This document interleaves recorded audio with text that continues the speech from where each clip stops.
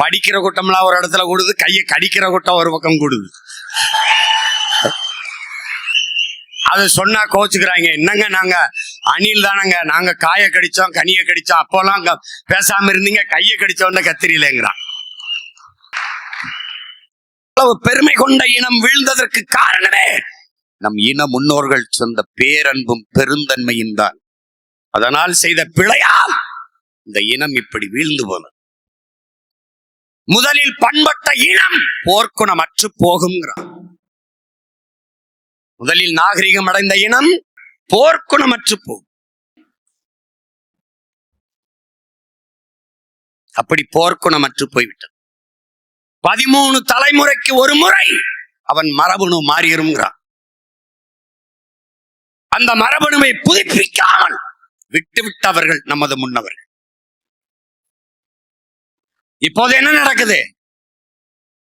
தமிழ் பேரினத்தின் வரலாற்றை புகட்டி புகட்டி ஊட்டி ஊட்டி மறுபதிப்பு செய்து கொண்டிருக்கோம். மறுபதிப்பு, மரபணுவை மாற்றிக் கொண்டிருக்கிறோம். என்ன மரபணு? அறத்தையும் மானத்தையும் வீரத்தையும் உயிரென்று வாழ்ந்த மரவர் கூட்டத்தின் மரபணுவை பிறக்கிற ஒவ்வொரு பிள்ளைக்கும் பிரபாகரன் பிள்ளைகள் ஊட்டிக் கொண்டிருக்கிறோம். தேர்தலில் நிப்பியா வெல்வியா இதுவெல்லாம் வெற்றி என்று இவர்கள் சொன்னால் வெக்கி சாகலாம், வெக்கி சாகலாம். இந்த கட்சிகள் பெறுவது வெற்றியா? என்னை போல ஒரு மரவன் மகன், பிரபாகரன் மகன், என்னை போல ஒரு தலைவனுக்குள்ள தகுதி என்ன? தான் பிறந்த மண்ணையும் தன் மக்களையும் முழுமையாக நம்ப வேண்டும், நேசிக்க வேண்டும். நான் என் மக்களை முழுமையாக நம்புகிறேன், நேசிக்கிறேன். அதனால் அவர்களை நம்பி அவர்களுக்காக நிற்கிறேன். தோல்வி அவர்கள் தந்த பரிசு, வெற்றி அதுவும் அவர்கள் தந்த பரிசு. ரெண்டும் யாருக்கானது? அவர்களுக்கே ஆனது. ஏன்? நாங்கள் அவர்களுக்கானவர்கள்.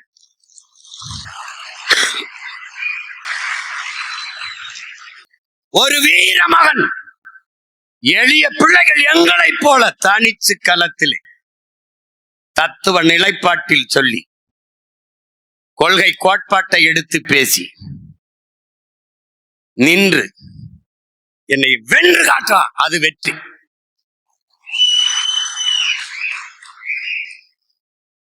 பெரிய கட்சி, பெரிய கட்சி வாக்குக்கு காசு கொடுத்தாத்தான், ஓட்டுக்கு காசு கொடுத்தாத்தான் போடுவான். யாரு? சொந்த கட்சியே. மாநாட்டுக்கு காசு கொடுத்தாத்தான் கூடுவான். சாராயன் சாப்பாடு போட்டாத்தான் கூடுவான். சாப்பாட்டுக்கு நேரம் ஆயிடுச்சுன்னா அவனே தட்டு கடத்துக்கு ஓடுவான். வெறித்தனமா வெறித்தனமா இருப்பான். எங்க பின்னாடி வீரனை போட்டு வெறித்தனமா இருப்பான். ஆமா, இது படிக்கிற கூட்டம்லாம் ஒரு இடத்துல கூடுது, கையை கடிக்கிற கூட்டம் ஒரு பக்கம் கூடுது.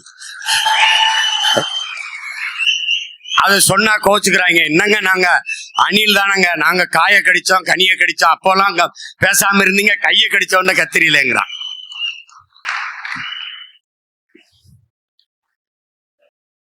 எல்லாவற்றையும் திரை போட்டு மூடியவர்கள், எல்லாவற்றையும் திரையை போட்டு மூடி பழக்கப்பட்டவர்கள் இப்போது நமது எழுச்சியை ஒரு திரையை போட்டு மூடலாம் என்று நினைக்கிறார்கள்.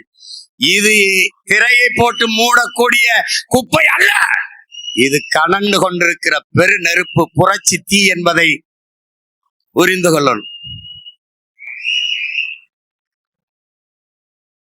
மதிப்புமிக்க பெருமகனார் ஐயா காப்பா அரவணன் தமிழனின் அடிமை நிலைக்கு சொல்லுகிற காரணம் போர்க்குணமின்மை, தன்னின பகை.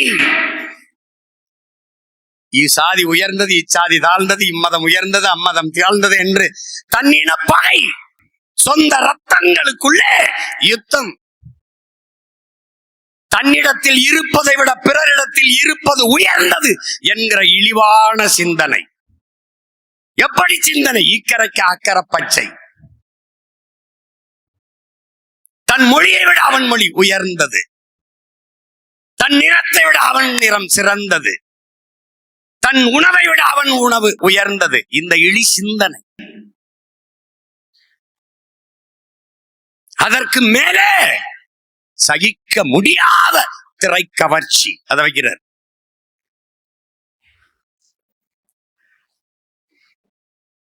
தமிழ் தேசிய அரசியல், தமிழ் தேசிய விடுதலை போராட்டத்தின் முன்னத்தி ஏறான நம்முடைய அண்ணன் தமிழரசன் அவர்கள் சாதி மதம் சாராயம் திரைக்கவர்ச்சி இது நாள்தான் தமிழ் தேசிய அரசியல் எழுச்சியின் முதல் எதிரி என்கிறது.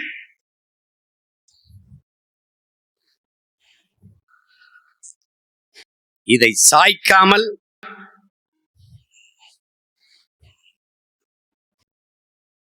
உன்னால் எதையும் சாதிக்க முடியாது.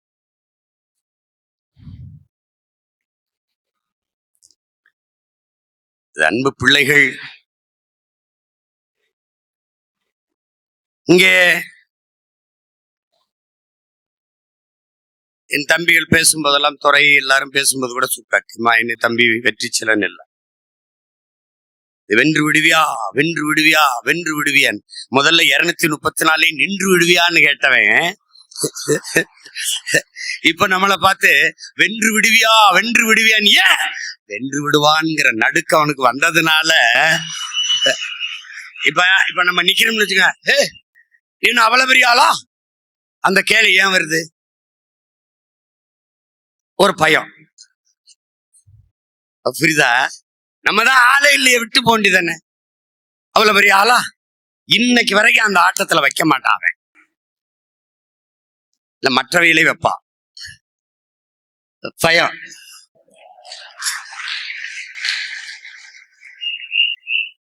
போட்டியிலே இல்ல, அத சரியா சொல்றாங்க. ஏன்னா நமக்கு போட்டி யாருமே இல்லைங்க.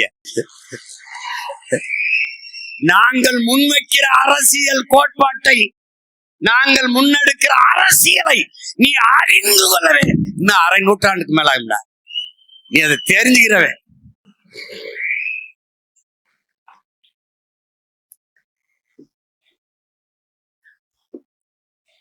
இங்க 2 போட்டி தான் என் உடன் பிறந்தவனே, 2 போட்டி தான்.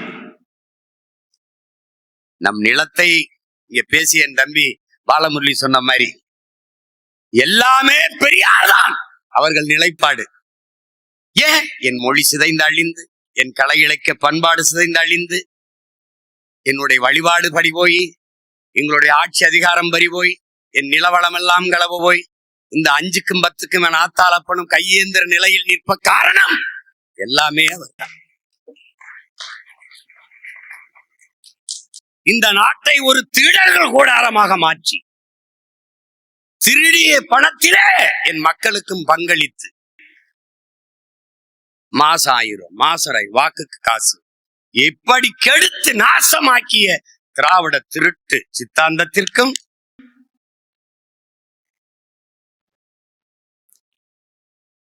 தமிழ் தேசிய கருத்தியலுக்குமான போர்தான் இந்த தேர்தல்.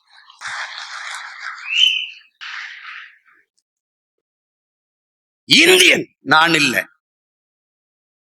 திராவிடன் அதுவும் நான் இல்ல, நான் யார்? நான் தமிழன். அப்ப போர் யார்? இந்தியர், திராவிடர், தமிழர். இதான் இங்க போர். போட்டியே தான்.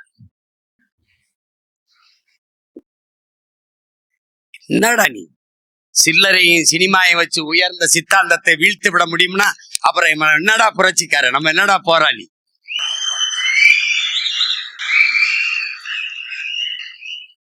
அன்பு பிள்ளைகளே, இங்கே போட்டி என்பது இதுவரை இந்த நிலத்தில் நிலவிய அரசியலுக்கும் இதை அழித்து ஒழித்து விட்டு ஒரு தூய ஆட்சியை அமைக்க வேண்டும் என்று துடிக்கிற தமிழ் தேசிய பிள்ளைகளுக்குமான போட்டிதான் 2010 இருந்து இந்த அரசியல் தேர்தல் களத்திலே நடந்து கொண்டிருக்கிற போட்டி.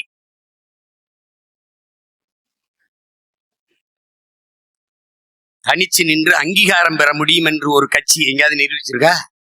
தனிச்சு நின்று எளிய பிள்ளைகளை நிறுத்தி 1 வாரத்துக்கு முன்னாடி கொடுத்த சின்னத்தை வச்சு வென்று 3வது ஒரு கட்சியாக அங்கீகாரம் பெரிய கட்சியாக வந்துவிட முடியும் என்றால் இந்த அங்கீகாரத்தை அரியணை ஏறுகிற அதிகாரமாக மாற்ற முடியுமா? முடியாத.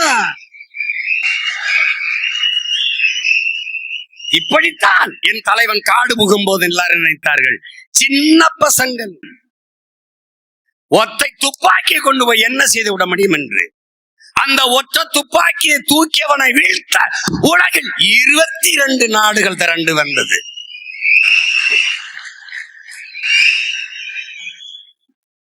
பயப்படுவன் தான் படை திரட்டி கூட்டமா வாங்க என்பவன். துணிந்தவன் ஒற்றையாளாக போவான். என் பரம்பரை விளையாட்டு கபடி. என் முன்னவன் கண்டுபிடித்த விளையாட்டு. 7 பேர் ஒற்றை மகன். கோட்டை தொழா 7 பேர் தொழினம் புறா ஒருத்தன். அந்த ஒருத்தன் இவன். இந்த துணிவல் இவனுக்குள் விதைத்தவன் அவன். 22 நாடு. எத்தனை நாடு!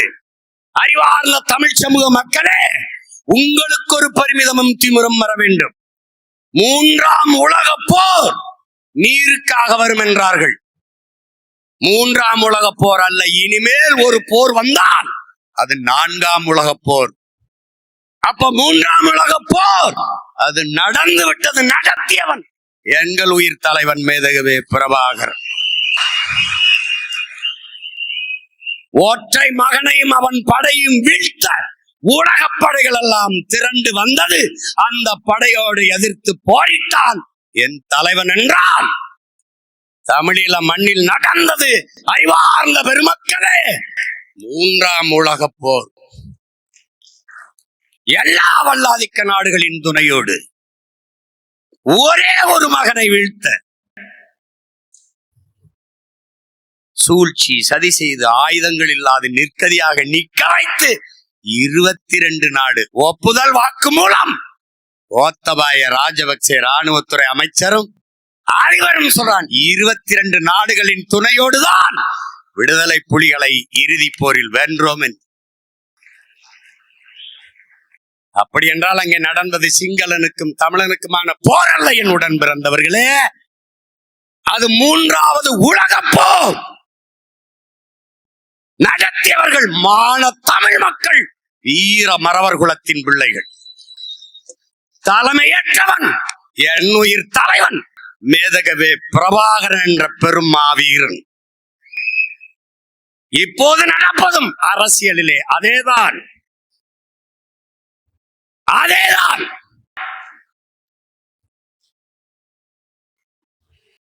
ஊழல் லஞ்சம் அது ஒரு பக்கம், அந்த கூட்டம் எல்லாம் ஒரு பக்கம், உண்மை நேர்மை அது ஒரு பக்கம். இதிலே என் மக்கள் எந்த பக்கம்? இதான் இந்த அரசியல், இந்த தேர்தல், 2026 தேர்தல்.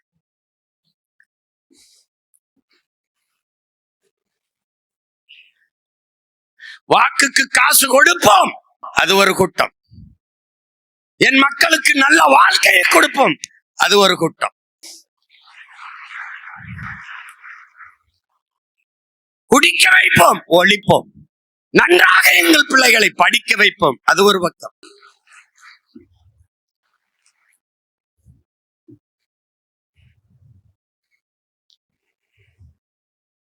மும்மொழி கொள்கை அவன் அங்கிட்டு, அது இந்த தேர்தல் இடம் இல்ல, வேலையும் இல்ல. இருமொழி கொள்கை இந்த பக்கம், ஒரே மொழி கொள்கை தமிழ்.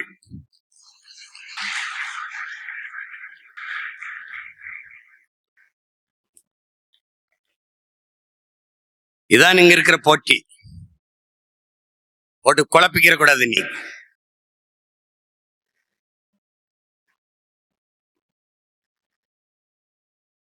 இலவசம், அவன் மிக்சி கிரைண்டரு, அவன் தொலைக்காட்சி, அப்புறம் மடிக்கணினி, மிதிவண்டி அதெல்லாம் கொடுத்துக்கிட்டு இருக்கான். இலவச அரிசி.